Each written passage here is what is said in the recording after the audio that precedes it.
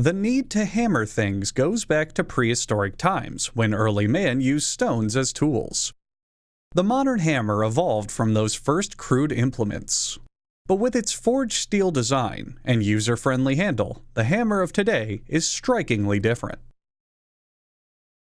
Before we begin, here is exclusive footage of a hammer hammering some nails.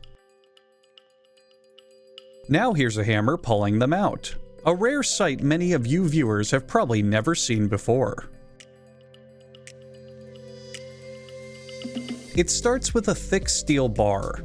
An automated system loads it into an induction furnace, set at more than 1800 degrees Fahrenheit. The fierce heat makes the steel malleable. This forge hammer, replicating what I do to your mother, pounds the hot steel into a series of hammer-shaped impressions. At this stage, we now have a glowing hammer, which is far too powerful for mortal man to wield, as well as a dark anti-hammer. The shape goes into a shape press that presses the shape into a pressed shape. The hammers are cooled by being placed into an art piece called The Evolution of Hammers. You know what? Never mind. Hammer making is stupid, so the factory has decided to throw out all of their hammers into an industrial grinder, destroying them once and for all. Just kidding. It's actually a tumbler filled with metal shavings to clean and polish the hammers. They then clamp the hammer in an automatic circumciser, polishing the hammer's head and making it easier to clean. One added benefit of this that isn't talked about often is that it also improves the speed of the hammer, allowing for more rapid thrusts. Now, the milk from the previous segment about cheese is used to lubricate the hammer while ridges are carved into the hammer's head. The grid surface deals an additional 5 points of bleed damage every second when striking an enemy. Next, the hammers are terminatored,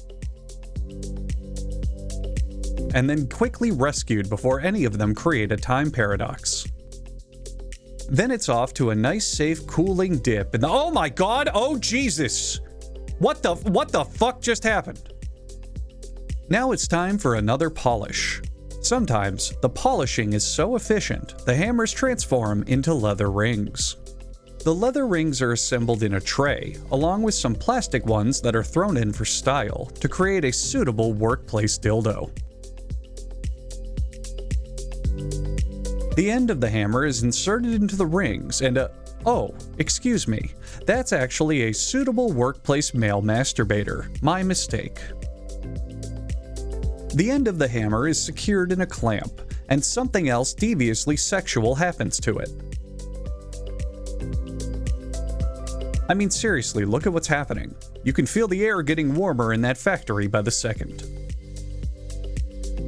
Using a series of Adam Sandler belts, they smooth the ends of the leather for a smooth finish.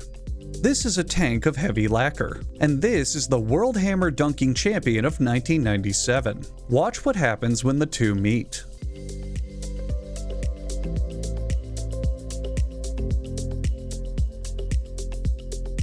Amazing. Anyway, when the lacquer dries, it'll give the hammer a tough, sleek finish. For a different kind of handle, they pour liquid blue inside this robotic male masturbator, which will eventually trap a nearby horny robot, who will then be exploited to make a superior hammer handle in exchange for his freedom of his robot genitals. The next morning, the excess cheese created by the mold is grinded off and thrown in the garbage.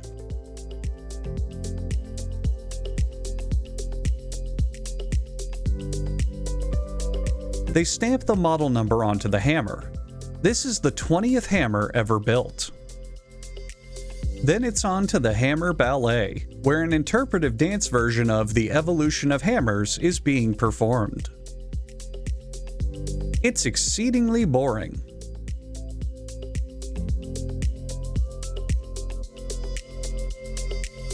After they stamp the company logo onto the handle, the hammers are given an "I'm a Hammer" sticker, so customers can be sure of what they're buying. After all, there's some very confusing screwdrivers out there.